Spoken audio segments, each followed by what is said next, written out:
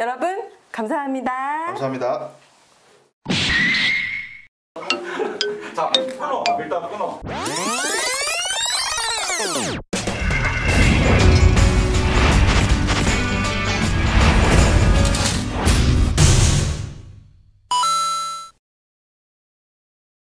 자, 하이 큐! 제가 북한은 여전히 잘 모르지만 예. 정전이 굉장히 자주 된다고 들었어요. 고층 아파트에 계신 분들은 어떻게 살아요? 서로 다녀야죠. 정전되게 되면. 아, 엘리베이터도 못 다니죠. 당연히 없고 예. 집에 불도 안 들어오고 안 캄캄하고 들어오고 춥고. 촛불 켜고. 예, 차라리 걸어갔다 내려오는 것은 뭐 큰 문제가 아닙니다. 뭐 하면 되니까. 네. 근데 제일 문제는 이 석탄 같은 게 춥잖아요. 네. 그 20 몇 층까지 석탄을 이렇게 담아가지고 올라간다는 게 이게 뭐 장난 아니에요. 아파트에서도 석탄을 떼요? 예, 그렇죠. 아.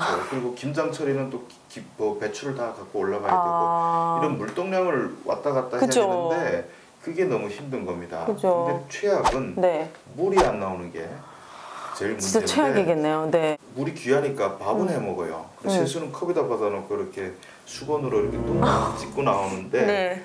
화장실이죠. 그쵸. 화장실. 어떡하죠? 수세식이도 물인데 부어야 되는데 그 힘들게 들고 올라간 그 물을 화장실에다 쫙 버릴 수는 없단 말이죠.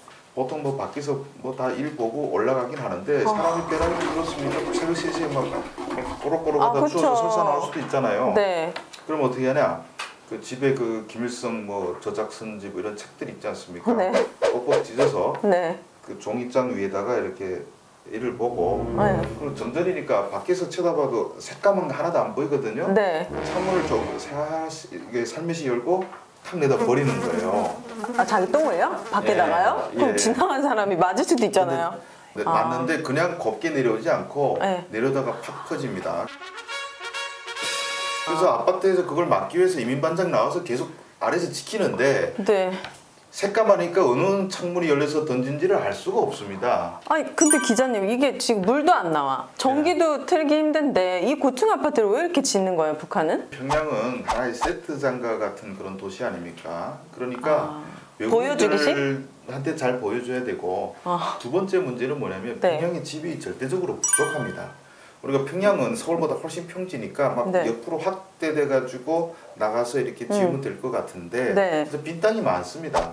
그런데 교통이 안 좋고 하니까 그 될수록 그 수도권에 바짝 붙어서 집중해서 살려고 노력을 합니다. 네. 근데 그렇게 보면 평양 중심부에는 집을 지을 공간이 이렇게 많지는 않습니다. 그러다 보니까 자꾸 위로 올라가게 되는 거죠. 그럼 살 공간이 없어서. 근데 북한은 그 한 10km, 20km 떨어지면 촌이 돼 버리는 거거든요. 그러니까 계속 모이는구나. 지하철이 다니는 도로가 좋은 도시구역으로 들어오다 보니까 자꾸 높은 아파트가 생기는 거예요. 그럼 그렇게 높은 아파트에서 로열층은 그러니까 한국 같은 경우에는 뷰 때문에 되게 높은 층이 또 로열층인 그렇죠. 경우도 있거든요. 근데 북한은 어때요? 북한 같은 경우는 네. 꼭대기층이 제일 그 가격이 저렴합니다. 왜냐하면 아까 말한 것처럼 항상 정전이 위험해서 안전치 못하기 때문에 만약에 꼭대기층에 산다 그러면 정전되면 제일 많이 올라가야 되는 사람 그러니까 아닙니까? 여기 기사 보니까 고층 아파트는 꽃제비들만 산다고. 재밌는 것은 북한은 이 3층과 20층 간의 가격 차이가 하늘 땅 차이입니다. 아, 그래요? 그래서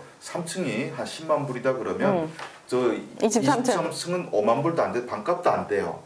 아, 3만 불인데 5만 불도 안, 그러니까 네. 2만 5천 불 정도 된다고요? 아니, 엄청 거의 2배 차이가 납니다. 아파트가 높으면. 아, 예. 그래서 그 우리는 돈 벌면 강남에 비싼 아파트 사는 게 목표로 해가지고 네. 옮겨가는데 북한의 목표는 뭐냐면 돈 벌게 되면 20층에서 3층으로 옮겨가자가 북한의 목표입니다.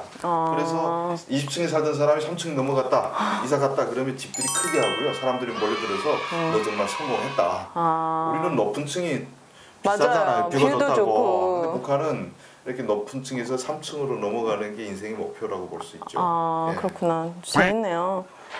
재밌네요. 재밌는데 웃음이 안 나네요. 네. 그런데 왜 이렇게 고층 아파트 약간 너무 집착하지 않나라는 싶을 정도로 많이 짓는 걸까요? 2016년 이후에 이 그 아파트가 많이 건설된 거에 대해서는 정말 설명하려면 좀 긴데 괜찮겠습니까?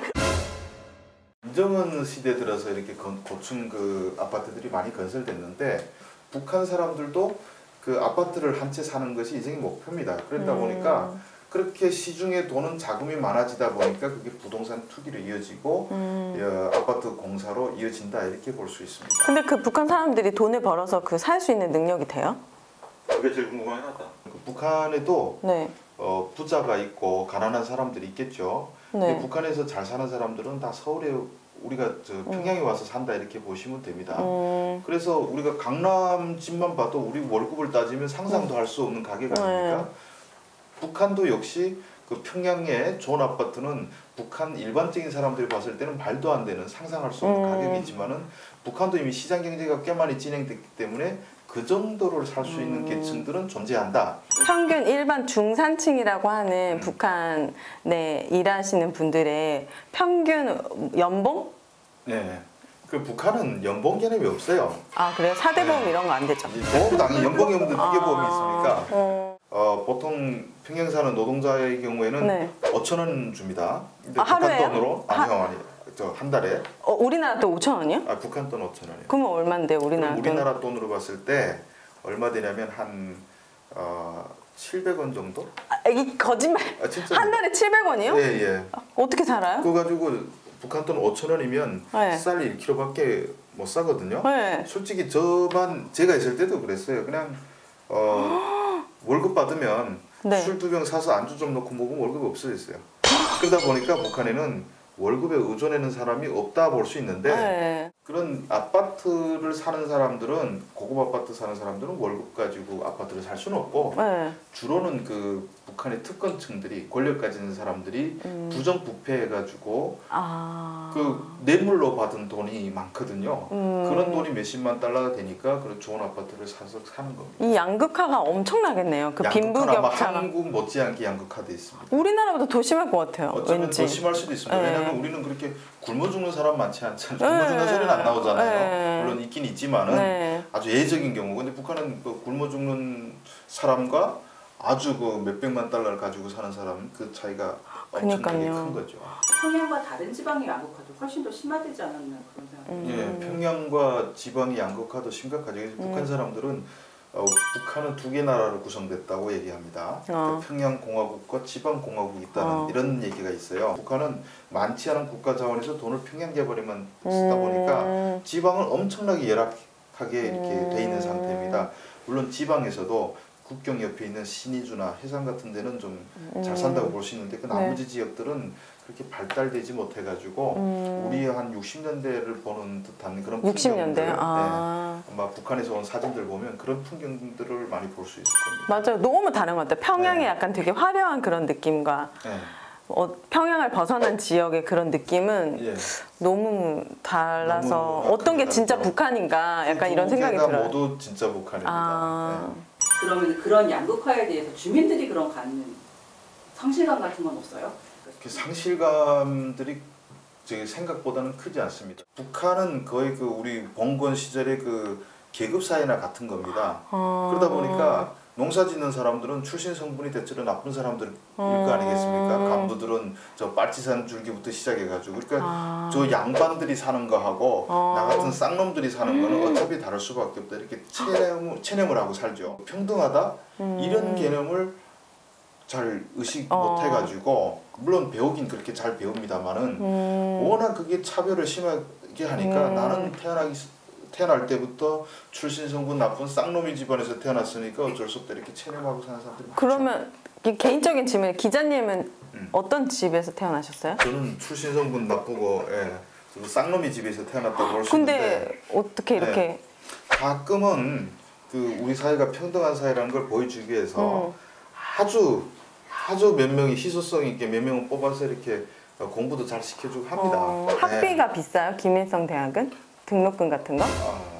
등록금이 없어요. 없어요. 네. 공부 잘하면 들어갈 수 있고. 아니 꼭 그렇지는 않아요. 그거는 또 한 20분 설명을 해야 됩니다. 그러면 다음에 오늘 우리 너무 많이 했으니까 다음번에 그럼 주 기자님의 신상을 한번 털어보도록 하겠습니다. 저 신상은 제발 털지 마십시오. 오케이. 네.